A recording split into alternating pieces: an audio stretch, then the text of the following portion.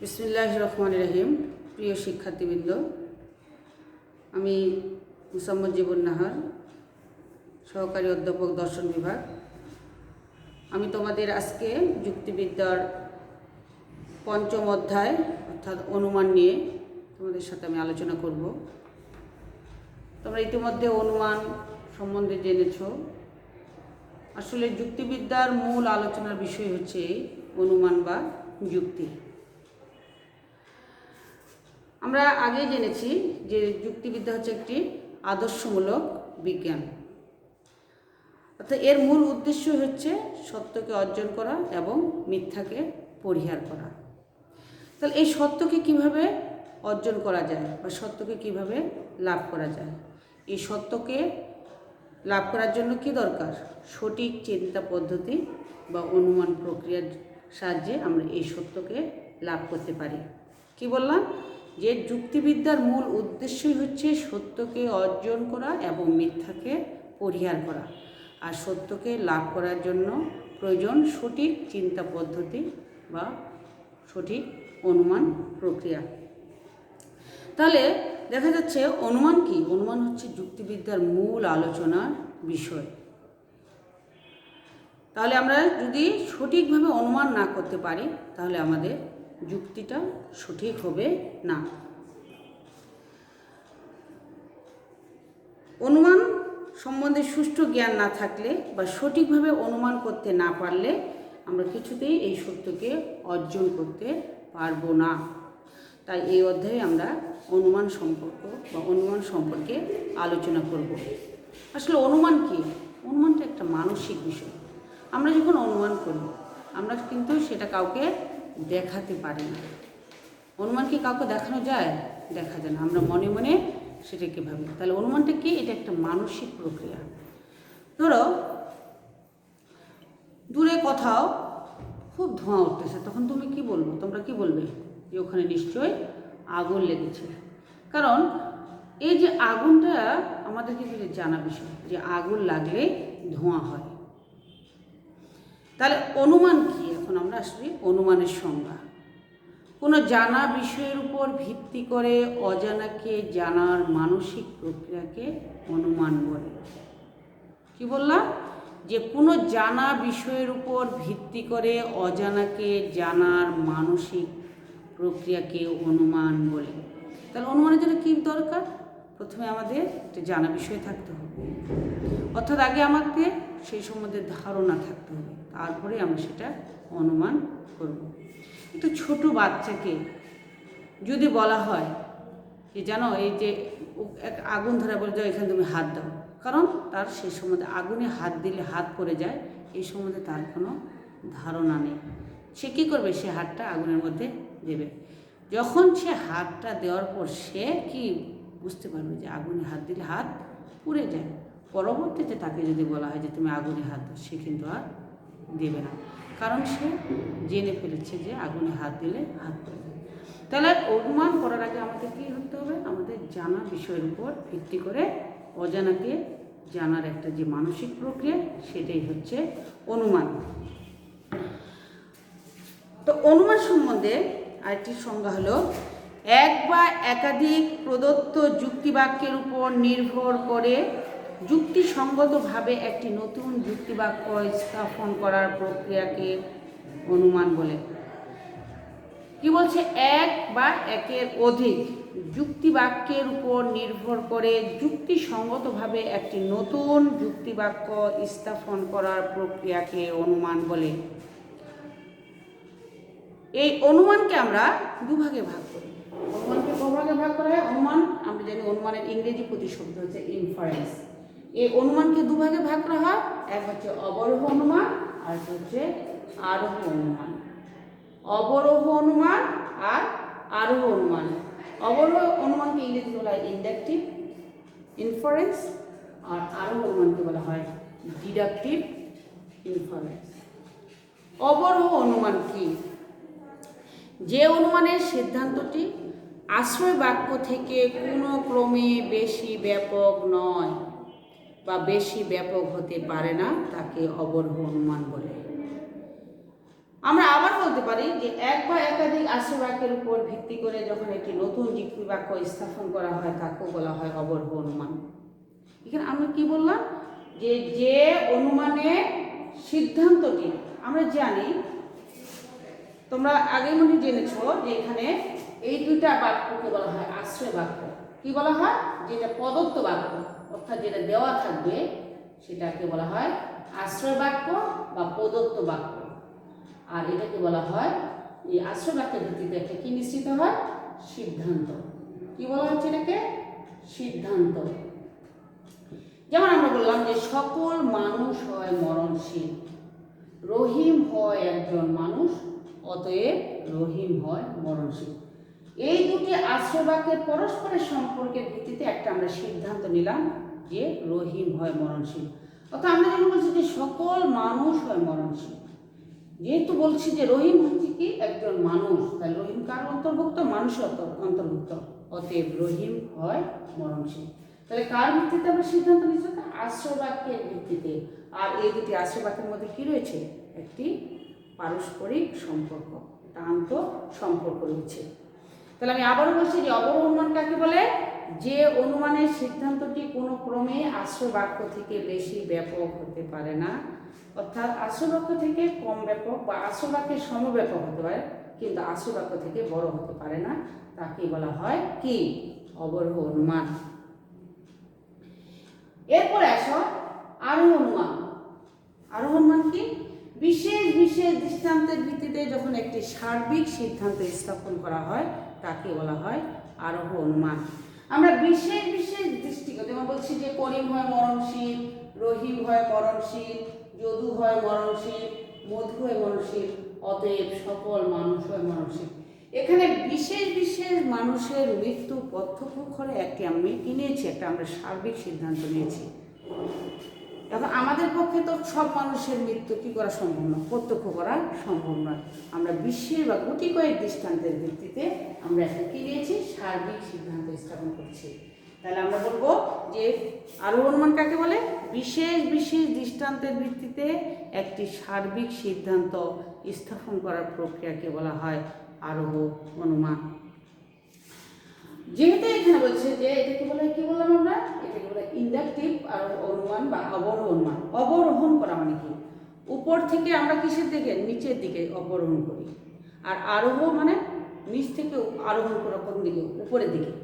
আসলে আমাদের উপরটা অনেক বিশাল, আমরা যখন উপর থেকে নিচে নামি অর্থাৎ বড় থেকে ছোট দিকে যাই, অর্থাৎ ঊর্ধ্বগামী থেকে আমরা নিম্নগামী হই। অর্থাৎ তাহলে অবরোহ অনুমানটা তত্ত্ব এটা হচ্ছে কি? নিম্নগামী, অর্থাৎ উপর থেকে নিচের দিকে আসে। অর্থাৎ আমরা এখানে কি বলছি? বেশি ব্যাপক থেকে একটা কম ব্যাপক সিদ্ধান্ত নিচ্ছি, এই জন্য অবরোহের গতিটা হচ্ছে নিম্নগামী। আর আরোহ আমরা কি? এখানে বিশেষ বিশেষ থেকে একটা সার্বিকের দিকে যাচ্ছি, অর্থাৎ কম থেকে আমরা দিকে যাচ্ছি, বেশির দিকে যাচ্ছি, এই জন্য আরোহের গতিটা সবসময় ঊর্ধ্বগামী বলা হয়। অর্থাৎ কম থেকে বেশি, আমরা সবসময় কী করি? নিচ থেকে উপরের দিকে ওঠা মানে কি? অর্থাৎ কম থেকে বেশির দিকে যাওয়া। এই জন্য আমরা তাহলে মনে রাখবো যে অবরোহের গতি হচ্ছে নিম্নগামী আর আরোহের গতি সবসময় ঊর্ধ্বগামী।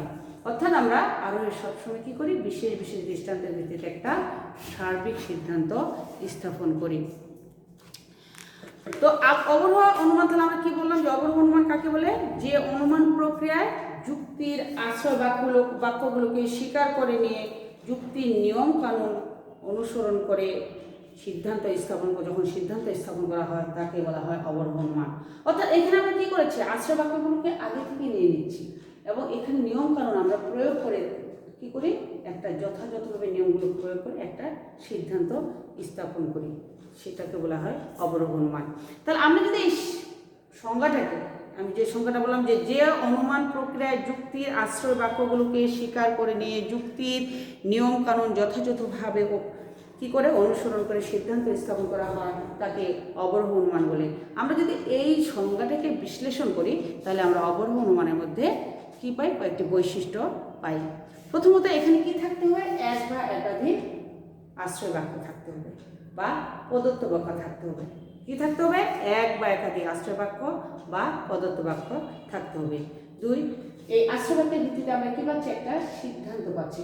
এটাকে বলা হয় একটি নতুন, এটা নতুন না আমাদের কাছে, এটি একটি নতুন যুক্তি বাক্য। তাহলে আর কি পাচ্ছি আমরা, এটি একটি নতুন যুক্তি বাক্য পাচ্ছি। তারপরে আমরা কি বললাম, যে প্রদত্ত বাক্য দুটির মধ্যে অর্থাৎ আশ্রয় বাক্য দুটির মধ্যে কি থাকতে হবে, একটা অনিবার্য সম্পর্ক থাকতে হবে। এটাই হচ্ছে অবরোহ অনুমানের বৈশিষ্ট্য বা অবরোহ অনুমানের প্রকৃতি। আমরা আরোহ অনুমান বললাম, যে আরোহ অনুমান আমরা কি বলছি, যে বিশেষ বিশেষ দৃষ্টান্তের ভিত্তিতে একটি সার্বিক সিদ্ধান্ত স্থাপন করার প্রক্রিয়াকে বলা হয় আরোহ অনুমান। আরোহ অনুমানে আমরা কি করি, আরোহ অনুমানে আমরা বিশেষ বিশেষ দৃষ্টান্তগুলো সংগ্রহ করে তারপরে একটি সার্বিক সিদ্ধান্ত স্থাপন করি। এরপর দেখো তাহলে অবরোহ এবং আরোহের মধ্যে কি সম্পর্ক, অবরোহ অনুমান এবং আরোহ অনুমানের মধ্যে কি সম্পর্ক, আমরা সঙ্গগুলো ইতিমধ্যে জেনেছি। তো অবরোহ অনুমান আমরা যদি বলে যে অবরোহ অনুমান এবং আরোহ অনুমানের সম্পর্ক বা অবরোহ অনুমান এবং আরোহ অনুমানের পার্থক্য একই কথা। সম্পর্ক আর পার্থক্য, আমাদের সম্পর্ক বলতে এখানে কোনটা কি ধরনের সেটা আমরা জানব। আমরা বলেছি যে আমরা একটু আগে বললাম যে অনুমান প্রক্রিয়ায় যুক্তির আশ্রয় বাক্যগুলোকে স্বীকার করে নিয়ে যুক্তির নিয়মকানুন যথাযথভাবে অনুসরণ করে যখন সিদ্ধান্ত স্থাপন করা হয় তাকে বলা হয় অবরোহ অনুমান। আর আরোহ অনুমান কি, যে অনুমান প্রক্রিয়ায় যুক্তির আশ্রয় বাক্যগুলো আমাদের বাস্তব অভিজ্ঞতা থেকে সংগ্রহ করা হয় এবং বস্তু জগতের সাথে সঙ্গতিপূর্ণভাবে সিদ্ধান্ত স্থাপন করা হয় তাকে বলা হয় আরোহ অনুমান। আসলে আমরা আরোহ অনুমানে কিন্তু যখন বিশেষ বিশেষ দৃষ্টান্তগুলো কোথা থেকে পাই, আমাদের বাস্তব অভিজ্ঞতার ভিত্তিতে কিন্তু আমরা এই দৃষ্টান্তগুলো বা এই উদাহরণগুলো সংগ্রহ করি, তারপরে কিন্তু আমরা সার্বিক সিদ্ধান্ত স্থাপন করি।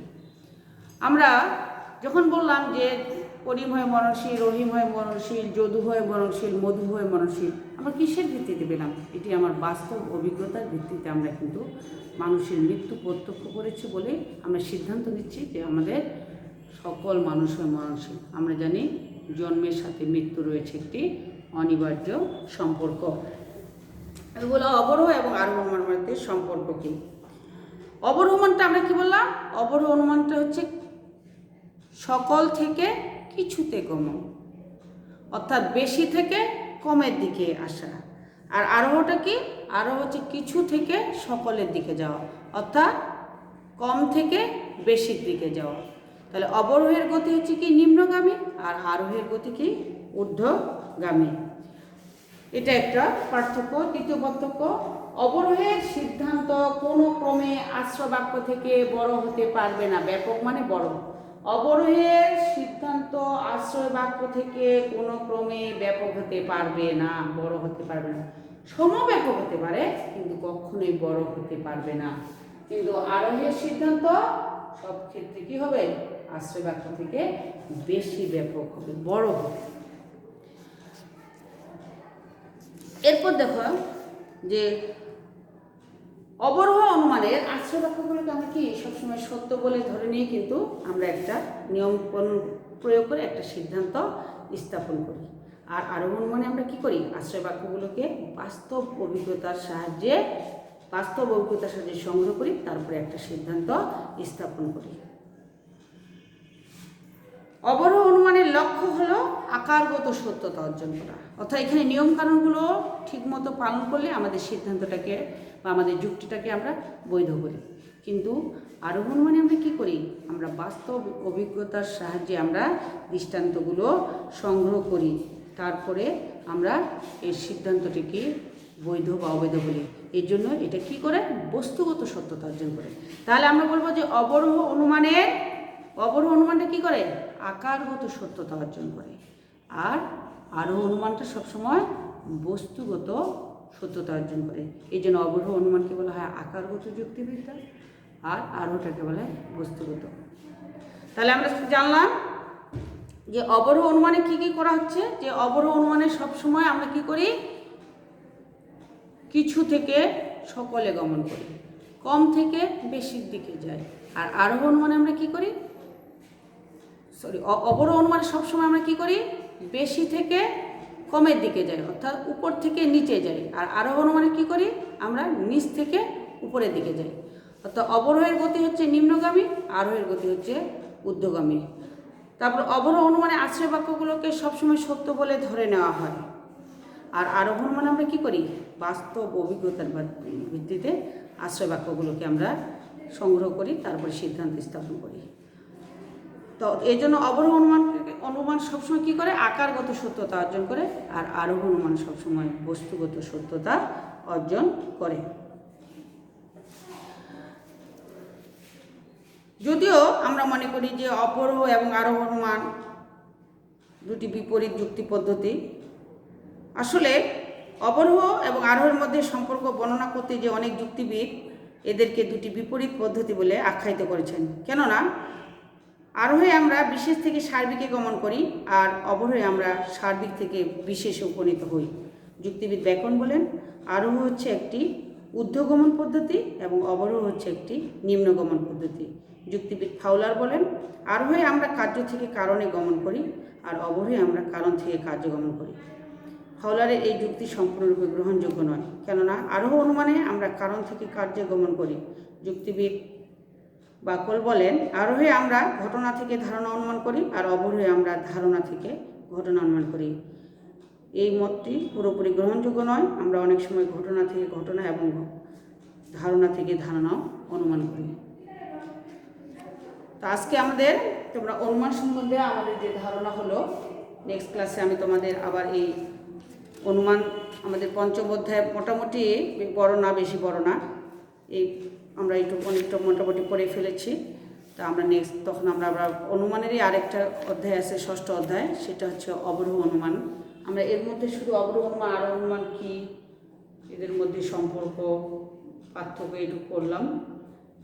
নেক্সট ক্লাসে আমরা পড়ব অবরোহ অনুমান এবং অবরোহ অনুমানের যে প্রকারভেদগুলো, এগুলো নিয়ে আমি তোমাদের সাথে নেক্সট ক্লাসে আলোচনা করব। তোমরা সবাই ভালো থাকো, ইনশাআল্লাহ তোমাদের সাথে আবার দেখা হবে। আল্লাহ হাফেজ।